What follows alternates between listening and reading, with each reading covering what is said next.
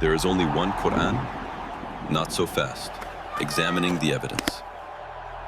Ask almost any Muslim on the street how many Qur'ans exist, and you'll likely hear the same answer. One. Not two, not three, one. The claim is often presented as proof of perfect preservation and a challenge to Christianity. But what happens when we open the history books, examine the manuscripts, and look at Islam's own sources? Could the story be more complicated than we've been told? Today on Terry's Diverse Horizons, we're diving into a topic that sparks debate around the world. Is there really only one Quran? Or does the evidence reveal a much more interesting story?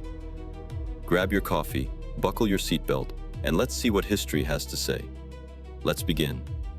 Point 1. The only one Quran claim. Let's begin with the claim itself. Many Muslims insist there has only ever been one Quran. They often contrast this with the Bible, arguing that Christianity has many translations, while Islam has only one perfectly preserved text. Sounds simple enough, but here's the first twist in our story. The discussion isn't really about translations, it's about the Arabic text itself. And once we start looking at the Arabic manuscripts and readings, things become a lot more interesting. It's a little like someone telling you there's only one recipe for grandma's famous pie, until you discover 6 different recipe cards hidden in the kitchen drawer. Point 2. The different Qira'at. Many people are surprised to learn that Muslims themselves acknowledge multiple accepted Quranic readings, known as Qira'at. The most common today is the Hafs version, but there are others: Warsh, Qalun, Al-Duri, and several more. Now, defenders often say these are merely pronunciation differences. However, scholars have documented cases where words, grammar, and even meanings differ. The question isn't whether these readings exist.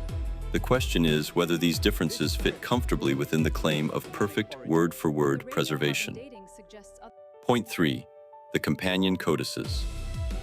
Now we move into territory that even many Muslims haven't fully explored. Early Islamic sources mention that several companions possessed their own Quran collections. Among them were Abdullah ibn Masud and Ubay ibn Ka'b. Their codices reportedly contain differences when compared to the text eventually standardized. Imagine several students taking notes from the same lecture. Years later, everyone insists their notes are identical. Then somebody actually compares them. Suddenly, the room gets very quiet. Point 4. Uthman's standardization. According to Islamic tradition, disagreements began emerging regarding Quran recitation. The solution? The third Caliph, Uthman ibn Affan, ordered a standardized version to be produced. Then alternative copies were reportedly destroyed. Now think about that for a moment. If everyone already possessed identical copies, why was standardization necessary? And why destroy alternative manuscripts? These questions don't automatically disprove Islam, but they certainly raise historical questions that deserve honest answers. Point 5.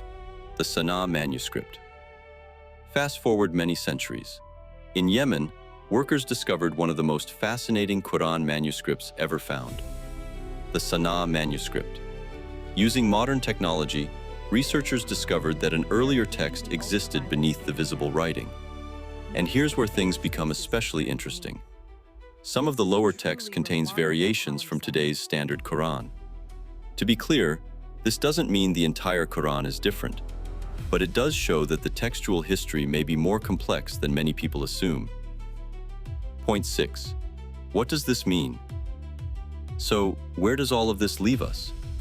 The evidence shows multiple accepted readings, multiple early codices, a standardization process, and ancient manuscripts containing textual variations. That's why many historians conclude that the Quran's history is more complicated than the slogan, "There is only one Quran," suggests.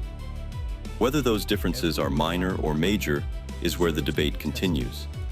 But one thing is certain: the claim that there has never been any variation whatsoever is difficult to maintain when the historical record itself tells a more nuanced story. So, is there only one Quran? If by that you mean one standardized text used by most Muslims today, The answer is largely yes. But if you mean one reading, one manuscript tradition, one codex, and absolutely no textual variations throughout history, the evidence suggests a much more complicated picture. History rarely fits into neat slogans, and serious investigation often reveals layers that many people never knew existed. What do you think? Have you heard of the Qira'at, the companion codices, or the Sanaa manuscript? Leave your thoughts in the comments below. If you enjoyed this investigation, be sure to like, subscribe, and share this video with someone who has heard the claim that there is only one Quran. And remember, here on Terry's Diverse Horizons, we don't run from difficult questions, we explore them.